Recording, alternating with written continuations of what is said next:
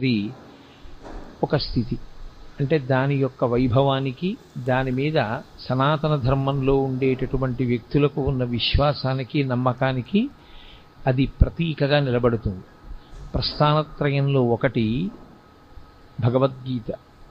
సాక్షాత్తు కృష్ణ భగవానుడే కురుక్షేత్ర యుద్ధ భూమి యందు అర్జునునకు బోధించినటువంటి సమస్త ఉపనిషత్ సారాంశము.